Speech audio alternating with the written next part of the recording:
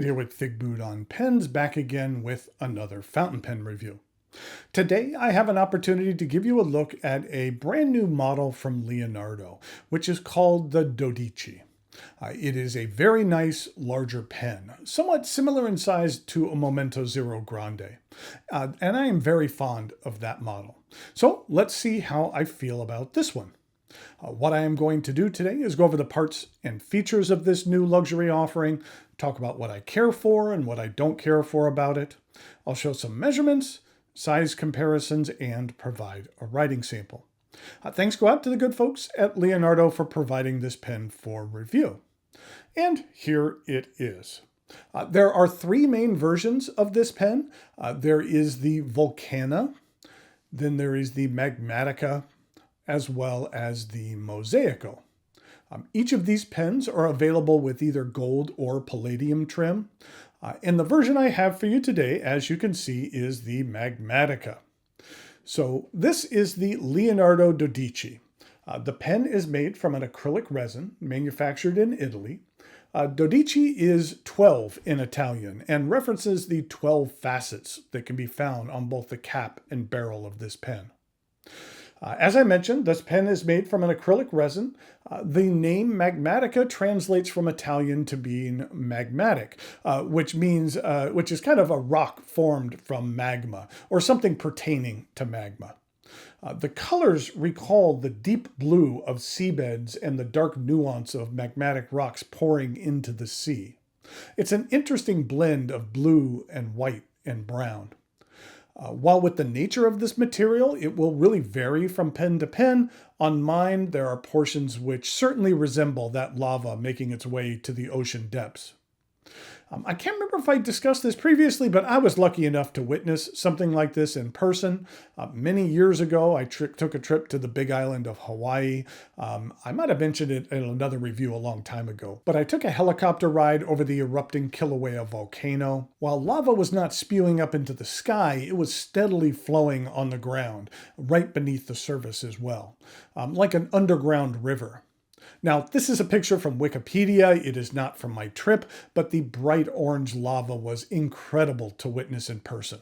And when we hovered close to the ground, you could really feel the intense heat. Toward the Hilo side of the island, the lava flowed and eventually made its way into the ocean, where it poured into the Pacific, where it would cause clouds of steam as the lava was rapidly cooled down by the ocean. Two elements coming together in a chaotic harmony. It was amazing to see the power of nature in person like that, and kind of cool to see the island getting larger and larger and larger. While I wish I had more pictures of the adventure, it was around 35 years ago, and back then it seemed like people were a bit more present during things like that and less focused on endless documentation like it seems like we do today. Okay, let's take a look at the parts and features of this new offering. The pen is numbered, but it is not a numbered limited edition. The top of the cap comes to a rounded coned point. This transitions into the traditional Leonardo clip, which is slightly bowed and punctuated with a wheel. I've always been a big fan of wheeled clips. And at the end of the cap, there are three thin bands which match the faceting of the cap. At the end of the cap, there is a stair step down to the barrel. The barrel then angles down at a fairly consistent rate of decline until you reach the end, where there is another gold band signifying the beginning of the piston knob. And the end of that knob, like the top of the cap, comes to another rounded coned point. The cap twists off with just under one rotation, and underneath we have, for me, a real highlight of this pen. It is a number 8 14 karat gold La Fenice nib. I am fond of large nibs, and this number 8 nib from Leonardo is outstanding. The pen is also available with a number 6 nib as well. For the number 8, it's available in extra fine, fine, medium, broad, and a 1.1 stub. And then for the number 6, there is the extra fine, fine, medium, broad 1.1, as well as an elastic extra fine and an elastic fine. And here is a look at the large ebonite feed. I will say that this is a very wet feed. This is one of those feeds that you'll want to avoid coming in contact with when the pen is inked up. It does stay fairly wet.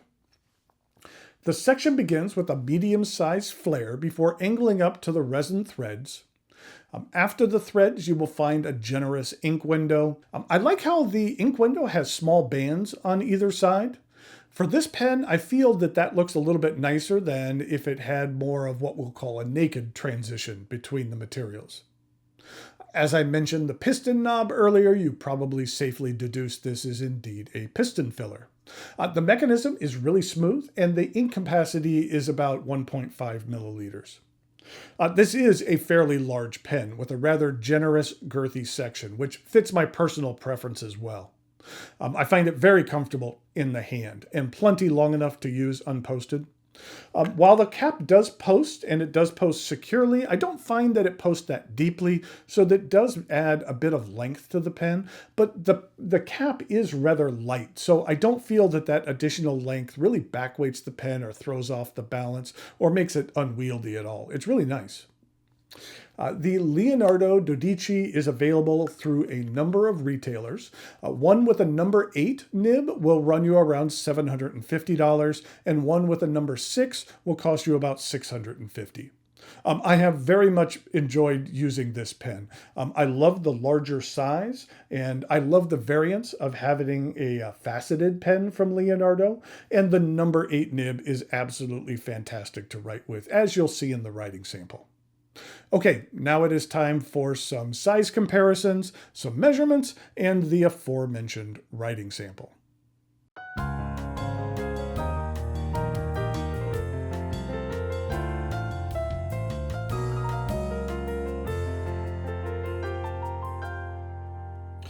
So here we have the Leonardo the Dodici.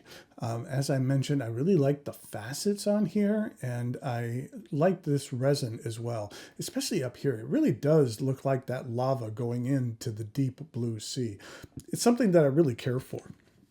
In regard to some other Leonardo size comparisons, this is what it looks like with a Momento Zero Grande. It's very similar in size to that. It is a little bit thicker, but in regard to length, it's similar to size.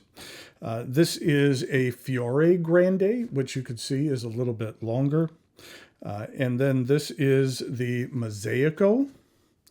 And then in regard to a couple of other models, we have a Pura, and then there is a Momento Zero. This was offered by Stilo and Stile, and this was their Cometa. This is one of my favorite limited editions they've done. That just really looks like the deep starry night and the deep space, which was neat. And then also, just to show you what a radius looks like, which is also produced by Leonardo, this is my Figboot on pens, which was my most recent project. And that's what it looks like in comparison to the Dodici.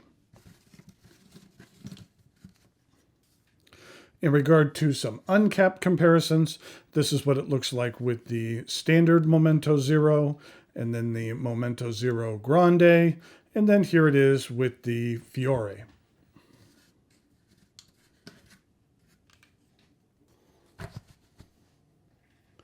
Before we do the writing sample, I wanted to show you that number 8 nib again. I just really love the size of this nib. I really like the La Fenice stamp that's on here, which means the Phoenix. And then this is just a nice, thick ebonite feed. And like I said, it is a very wet feed, so you don't want to touch that because you will get ink on your fingers if you do touch that. But in regard to the writing sample, we have the Leonardo Dodici. And this is a medium 14 karat gold nib. And the ink that I'm using is from Private Reserve.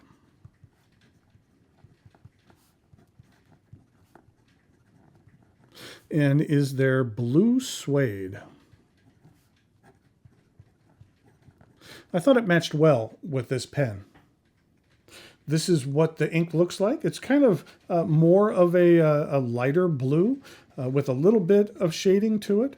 This is what it looks like in comparison to Papier Plume's number 13, as well as the Pelikan Edelstein Aquamarine, which is a little bit lighter.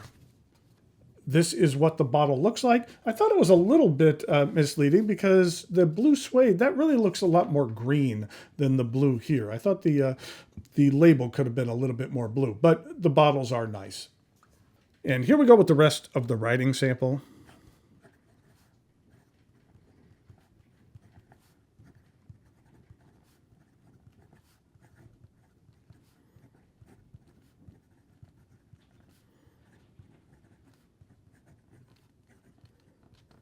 Uh-oh, I'm not going to fit. We'll go down here. I really like this number 8 nib. I'm a fond of larger nibs. This one is fairly smooth. You can get a bit of line variation out of there. It's just a lot of fun to write with. And in regard to ink flow, it is fairly generous. And in regard to some reverse writing, it's fairly smooth reverse-wise. And does lay down an extra fine line. And then in regard to some fast writing,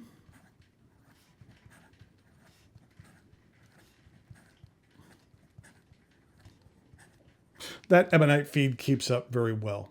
So this is the Leonardo da Dodici. Like I said, I'm a big fan of this material.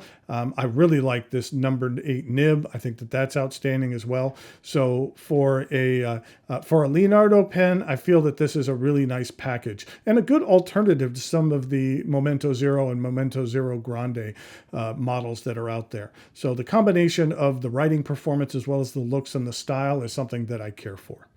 Okay, until next time, thanks for watching, and I'll talk to you later.